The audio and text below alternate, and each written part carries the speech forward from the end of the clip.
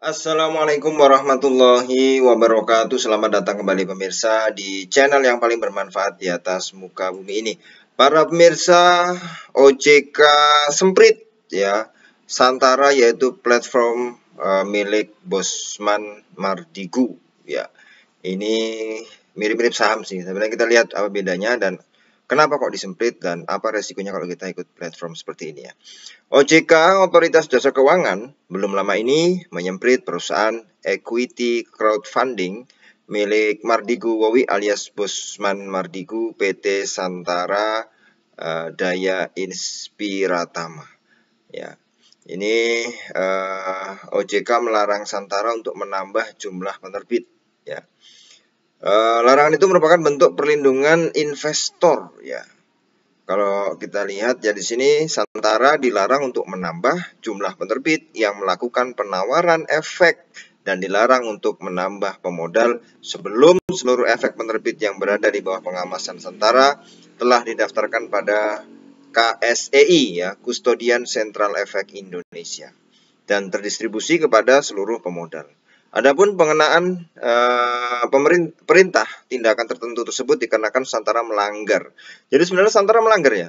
Kalau di sini sebut Santara melanggar pasal 40 ayat 4 dan angka 8 POJK nomor 57 garis miring POJK ya. Tentang penawaran efek melalui layanan urun dana berbasis teknologi informasi.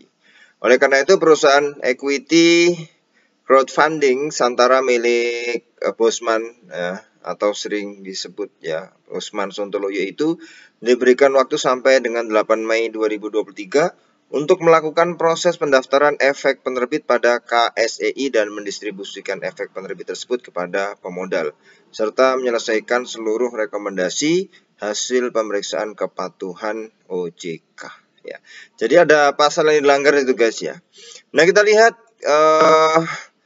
gimana sih perusahaan equity crowdfunding ini ya milik Mardigu Wowi ya, Santara namanya, Santara Daya Inspiratama. Gitu kalau dilihat kalau disebut penerbit adalah pihak yang menjual saham langsung ke investor ya. Jadi perusahaan-perusahaan ini kayaknya kalau lihat videonya Mardigu ini adalah UMKM ya sebenarnya ya, UMKM, siapa mau join atau siapa mau invest langsung ya. Jadi tidak seperti IPO seperti di bursa saham ya. Nah, ini jadi perusahaannya itu tidak harus dijadikan perusahaan terbuka ya. Perusahaan terbuka tidak, tertutup pun boleh ya. Artinya itu milik pribadi dan segala macam boleh ya. Nah, ini penerbit merupakan pelaku usaha berbadan hukum perseroan terbatas dengan modal disetor tidak lebih dari 30 miliar dan KN bersih kurang dari 10 miliar ya, di luar tanah dan bangunan. Ini kalau secara equity crowdfunding ya definisinya ya. Sementara pemodal adalah pihak yang melakukan pembelian saham dan hal ini adalah investor ya, misalnya seperti Anda yang tertarik menempatkan modal ya. Kemudian sebelum memutuskan untuk berinvestasi di platform equity crowdfunding, maka pahamilah beberapa poin ya sebenarnya. Yang pertama, ini mirip investasi saham guys. Konsepnya adalah sama seperti saham, di mana modal yang disetor oleh investor akan menjadi ekuitas ya, ketahanan sebenarnya ekuitas itu, atau bagian dari kepemilikan. Investor yang membeli saham juga berhak atas dividen dari perusahaan ya. Penyelenggara harus mendapat izin OJK, mereka akan bertindak sebagai penyedia sekaligus operator dari layanan urun dana ini ya. Adapun proses investasinya adalah penyelenggara akan memfasilitasi pendaftaran baik untuk penerbit atau pelaku usaha yang ingin diinvestasikan juga kepada investor pada aplikasi atau platform yang digunakan. Nah, walaupun mirip ya, penyelenggara equity crowdfunding juga akan mengumumkan perusahaan-perusahaan yang akan listing. Ya, mirip dengan saham ya. Nah, ini akan ada perusahaan-perusahaan listing, tetapi sejatinya sangat berbeda dengan IPO di Bursa Efek Indonesia. Ya, IPO itu Initial Public Offering. Jadi IPO itu kegiatan penawaran perdana saham ke halayak umum melalui Bursa Efek Indonesia. Nah, kalau equity crowdfunding adalah platform yang mempertemukan investor dengan perusahaan. Jadi kita investor nih ya, langsung ketemu dengan perusahaan, dia menjembatani itu saja. Nah, perusahaan-perusahaan di dalam platform equity crowdfunding tidak perlu mengubah statusnya dari perusahaan tertutup jadi terbuka.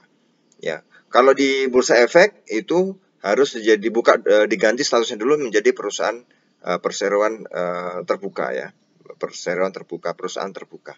Kalau di sini enggak, ya. Nah,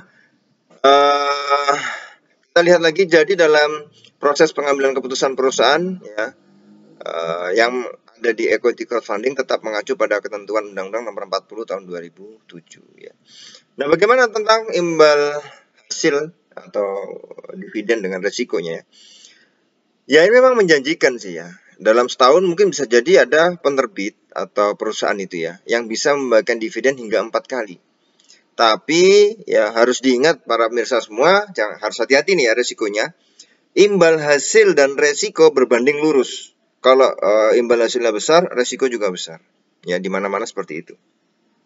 Perusahaan-perusahaan yang tadi di listing tadi, yang dianggap sebagai penerbit tadi, bukanlah perusahaan yang skalanya besar, seperti yang di Bursa Efek Indonesia. Nah, maka nggak heran kalau kita menemukan beberapa kendala di dalam prakteknya ya. Misalnya perusahaan yang konsisten untuk transparan soal update laporan keuangan ke investor, membayar dividen dan lain sebagainya, itu kadang-kadang ada kendala di situ. Ya, tidak transparan atau tidak membayar dividen, bisa jadi ya, karena bukan perusahaan skala besar seperti di Bursa Efek. Nah, sering juga kita temukan komentar di media sosial seputar perusahaan yang listing di tadi itu ya, yang tiba-tiba menghilang begitu saja tanpa jejak dan merugikan investor. Berarti duitnya dibawa kabur nih. Makanya ini resikonya juga besar ya. Maka patut diketahui juga bahwa likuiditas saham-saham di platform equity crowdfunding juga tidak setinggi perusahaan di Bursa Efek Indonesia. Kita tidak bisa kita jual sewaktu-waktu, setiap hari juga tidak bisa. Ya, jadi kapan kita bisa jual saham perusahaan itu? Setelah memasuki holding period. Jadi setelah misalnya 6 bulan baru bisa kita jual ya, yang sudah disepakati bersama.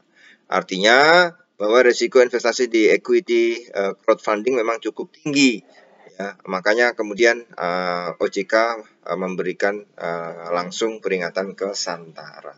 Jadi ya apa namanya, ini harus juga kita perlihat secara jelas ya, jangan kemudian diiming-imingi saja ya. Ini equity crowdfunding ini mirip-mirip dengan saham tapi berbeda ya, maka harus dilihat secara jelas. Dan mudah-mudahan kedepannya, kalau ini kan memang sebenarnya oke lah, bagus ya, tetapi kedepannya ya mudah-mudahan apa yang diminta oleh OJK itu bisa diselesaikan, bisa dipenuhi oleh Santara, sehingga dikasih akhir itu sampai Mei ya. Ada tadi apa KSEI itu ya, sebagai penjaminan bahwa setiap investasi dari para investor itu dicatat sehingga bisa melindungi investor itu sendiri ya. Itu ya pemirsa. Jadi harus hati-hati juga. Kita harus tahu risikonya, pelajari semua dokumen-dokumen yang ada, ya kurang lebihnya, kelebihannya apa, kurangnya apa, juga harus lebih tahu ya, supaya kita tidak merugi di kemudian hari. Oke, terima kasih para pemirsa. Kita akan ketemu lagi di video selanjutnya. Wassalamualaikum warahmatullahi wabarakatuh.